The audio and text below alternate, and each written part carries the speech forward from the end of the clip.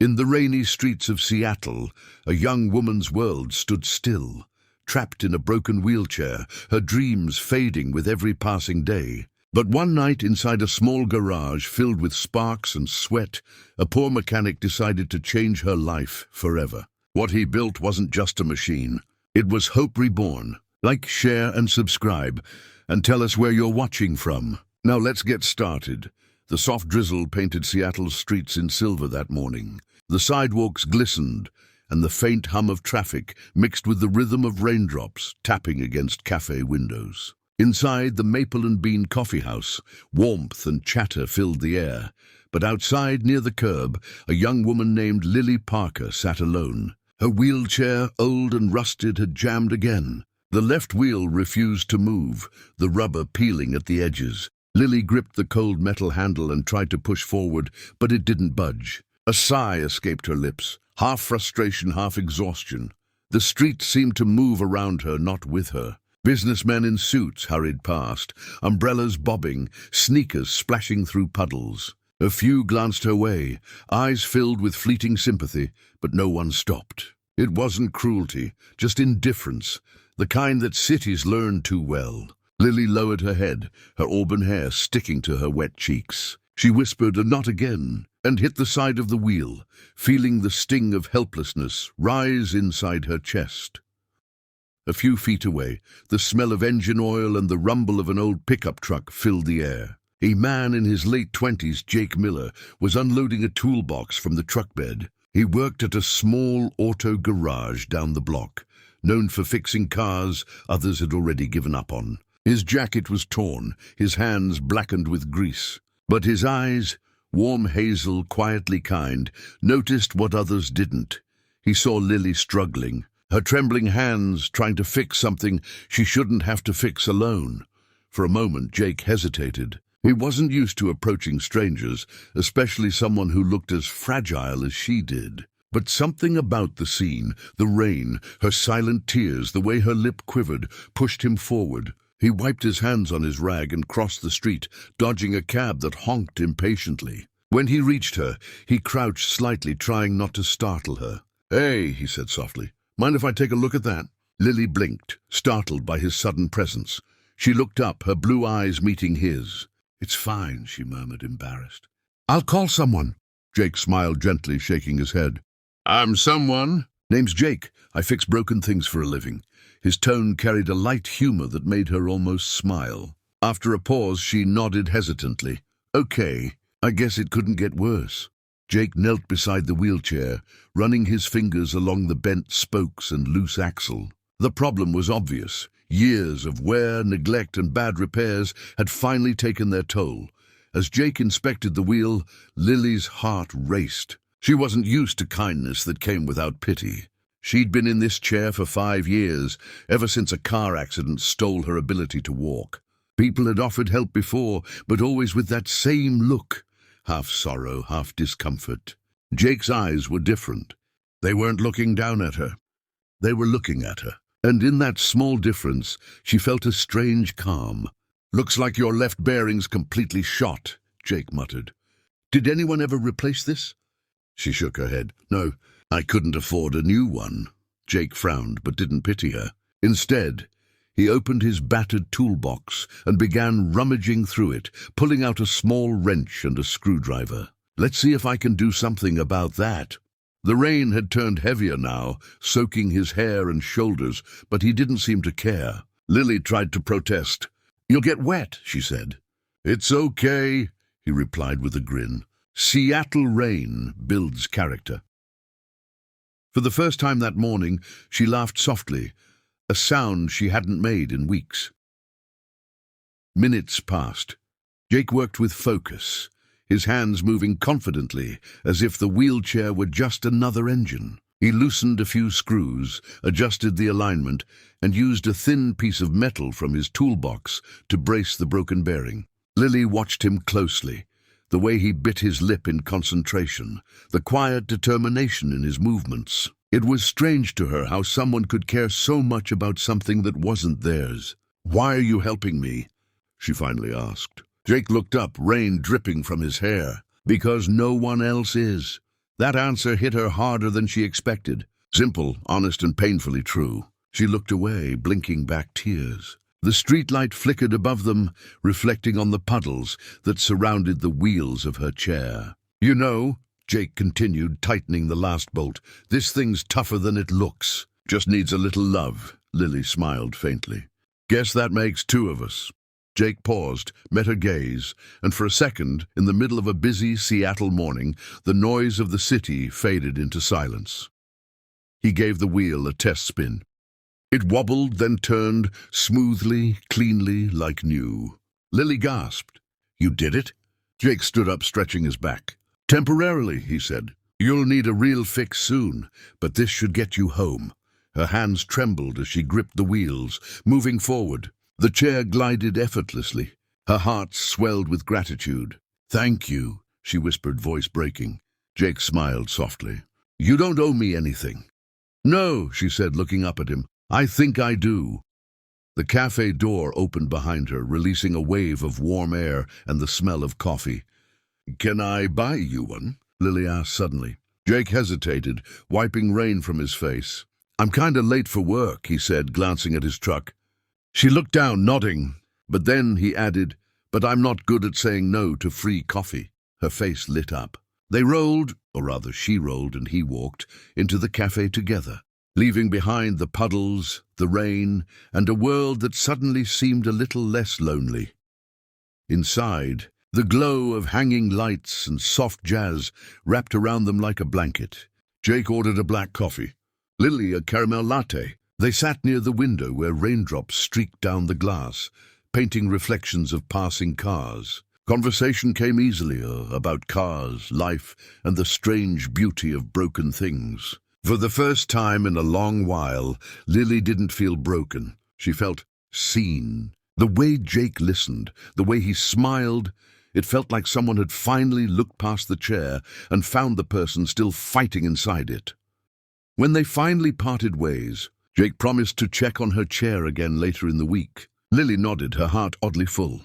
As his truck drove off, she stared after him through the rain-soaked glass, whispering to herself, maybe not everything that's broken stays that way.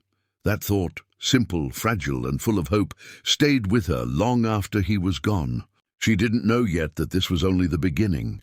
That one small act of kindness would soon turn into something that neither of them could have imagined.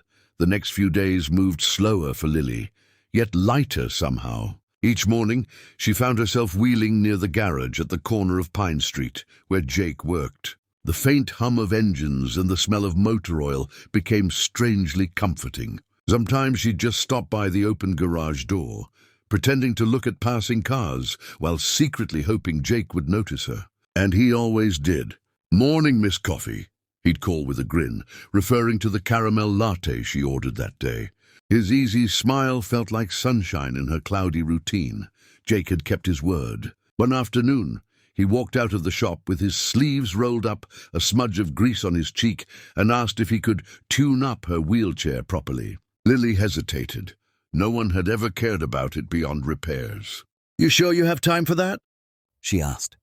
"I make time for important projects," he said, looking right at her. She blushed lightly, unsure if he meant the chair or her. He rolled her into the garage, where the scent of gasoline mixed with something gentler, the smell of effort and hope. He started by lifting the wheelchair onto a small platform, inspecting every screw and bearing. His hands moved with the kind of patience that came only from years of practice and quiet heartache. "Whoever built this didn't care about the person sitting in it," Jake muttered, tightening a bolt. "It's old," Lily said softly. "Insurance only covers the basics." He nodded, his jaw tightening. He'd seen too many people left behind by systems that didn't care. "Then we'll make it better than basic," he said. And he meant it. Over the next hour, Jake worked in silence while Lily watched. The radio played faintly, an old country song about second chances. She noticed small details about him. The way he hummed while working, the little scar above his wrist, the way he wiped sweat from his brow with the back of his hand. Every motion was steady, grounded. There was something healing about watching someone care, not out of pity, but out of purpose. It was as if fixing her wheelchair was fixing something inside both of them. When he finished, he rolled the chair back to her. "Try it," he said. Lily hesitated, then placed her hands on the wheels. They moved smoother than ever, effortless and light. She turned in a circle, laughing softly. "It's perfect," she said, her voice breaking. Jake leaned against the workbench, smiling quietly. "You deserve perfect," he murmured, almost too softly for her to hear. Her heart stuttered, unsure how to respond. For a moment their eyes met, and in that silence something fragile and beautiful began to form. That evening, they shared takeout sandwiches on the curb outside the garage, the sky painted gold with sunset. "You're really good at what you do," Lily said between bites. "Guess that's what happens when you grow up fixing things no one else wants," Jake replied. He told her about his childhood, growing up in foster homes, learning mechanics from an old man who believed anything with a soul deserves a second shot. Lily listened intently, feeling her heart ache for him and yet admire his resilience. "You fix more than machines, you know," she said quietly.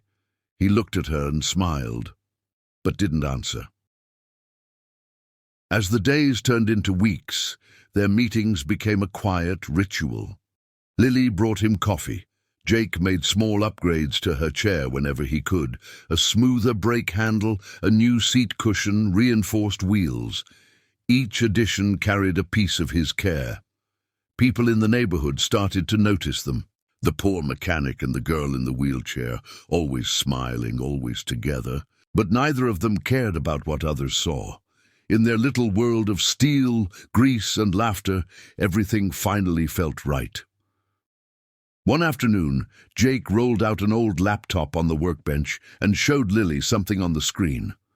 "I've been sketching something," he said shyly. It was a 3D model, a custom electric wheelchair design, sleek and modern, with shock absorbers and adjustable controls. "You did this?" Lily asked, amazed. "It's just an idea," he replied, scratching his head. "I thought maybe, if I can get the parts, I could build you one. Something that actually fits you, not what the system hands out." Lily's throat tightened. "Jake, that's impossible." He smiled. "Then I guess we're both dreamers." The next few days became a blur of work. Jake scavenged old car parts, bike motors, and scrap metal. Lily watched him tinker in the dim light of the garage, his focus unshakable. Sometimes she brought sandwiches, sometimes just her company. She couldn't help but feel alive around him, like each spark that flew from his welding torch lit something inside her, something she'd thought long dead. Jake, too, found himself working harder than ever. He wasn't just building a chair, he was building a new version of hope. But not everything came easily. The nights grew colder, and Jake's old truck broke down. Money was tight, his rent overdue, yet he refused to stop. "You don't have to do this," Lily told him one evening, watching him solder wires under the glow of a single bulb. He looked up, sweat dripping from his forehead. "I do," he said simply, "because someone once told me you don't fix what's broken by walking away from it." She didn't reply. She just reached out, her hand gently resting over his oil-stained fingers. That touch said everything words couldn't. By the time the first snow began to fall in Seattle, Jake's creation started taking shape, a hybrid of innovation and love. The metal frame gleamed under the fluorescent lights, the wheels spun silently, the motor hummed like a heartbeat. Lily watched with teary eyes as he adjusted the final bolt. "It's almost ready," he said, voice soft but proud. "You're going to fly, Lily." Nor she laughed through tears. "You already made me." Jake looked at her for a long moment, his chest heavy with something unspoken. Maybe love, maybe gratitude, maybe both. That night, as the snowflakes drifted past the window, Lily sat in her new chair for the first time. The controls responded to her touch like magic. Jake stepped back, his eyes shining. She turned in circles, laughing like a child, her joy echoing through the quiet garage. "You did it," she whispered. Jake smiled, his voice trembling. "No, we did it." The rain that had once trapped her was now just a memory. Outside, the city lights shimmered on wet streets, the same streets where a broken girl once cried and a poor mechanic stopped to help, and together they had done the impossible. The next morning, sunlight poured through the garage windows like gold, warming the air, still heavy with the scent of oil and metal. Lily sat quietly in her new wheelchair, fingers tracing the smooth curve of the armrest Jake had crafted by hand. Every part of it held his effort, every weld, every screw, every late-night struggle. It wasn't just a machine, it was a miracle born from faith. Jake watched her from across the room, pretending to sort tools, but really just memorizing. The way she smiled when she moved, free, confident, alive again. He still couldn't quite believe it worked. That something he'd built from scraps could glide so perfectly, so silently, carrying her like a dream.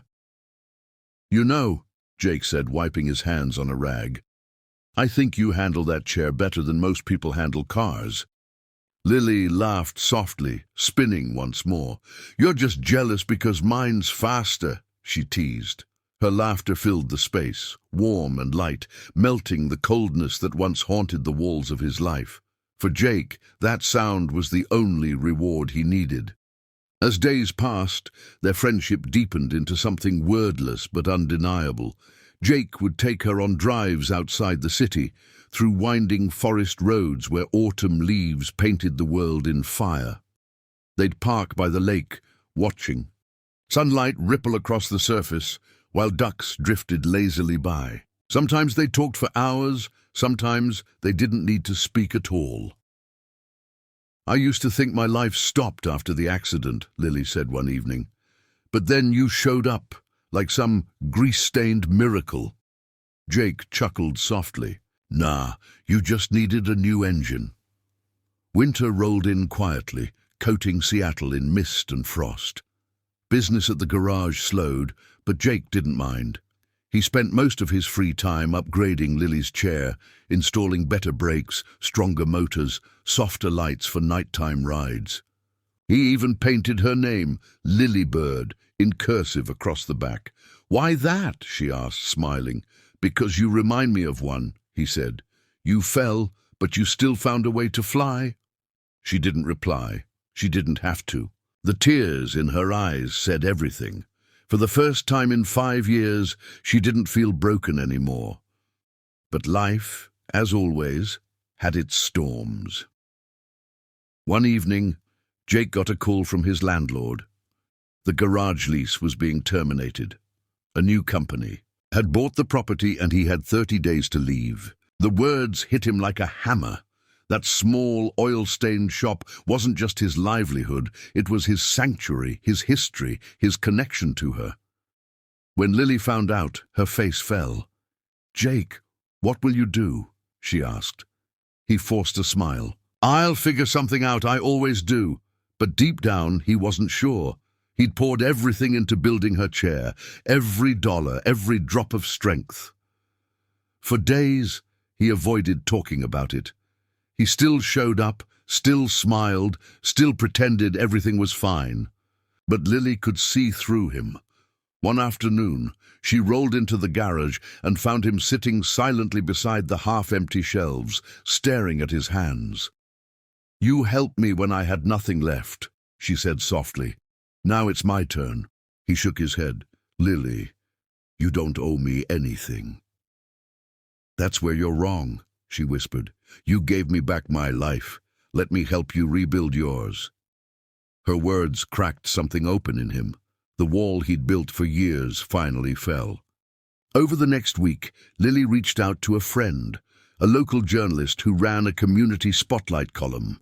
Together, they wrote an article titled "The Mechanic Who Gave a Girl Her Wings." It told their story, how a poor man with nothing but skill and heart built freedom for someone who'd lost it. The piece went viral overnight. Donations poured in. Letters from across the country arrived at Jake's garage, people sending thanks, money, even parts. "You changed lives," Lily told him as he read one of the letters aloud. Jake just shook his head, smiling through disbelief. "No," he said, "we did." Soon, a local tech company contacted them. They wanted to fund Jake's design to turn his handmade wheelchair into an affordable mobility innovation for people across America. Jake could hardly speak when they offered him a small workshop, new tools, and a fresh start. On the day the deal was signed, he looked at Lily with tears in his eyes. "You made this happen," he said. "I just built a chair. You built everything else." She smiled, her hand gently brushing his. "You taught me how to move again, Jake. Maybe it's time I help you move forward too." Months passed, and the workshop came alive. Rows of tools gleamed under fluorescent lights, and prototypes of Jake's new designs lined the tables, each one better than the last. Lighter, faster, more beautiful. Lily was there every step of the way, helping with testing, giving feedback, sharing coffee during long nights. They'd laugh about small mistakes, celebrate small wins, and find comfort in the quiet moments between work. People began calling their little company Lily Tech. To Jake, the name felt perfect because she was the reason it all existed. On a bright spring morning, they hosted an event to unveil the new model, the Freedom Glide 1.0. Families gathered, cameras flashed, and applause filled the air as Jake and Lily took the stage. She rolled up beside him, radiant in a blue dress, matching the first chair he ever built her. "5 years ago," she began, her voice trembling, "I thought my life had ended. But a stranger with a broken truck and a kind heart taught me that miracles aren't made of magic, they're made of hands, hope and heart." The crowd erupted in emotion, and Jake could barely hold back tears.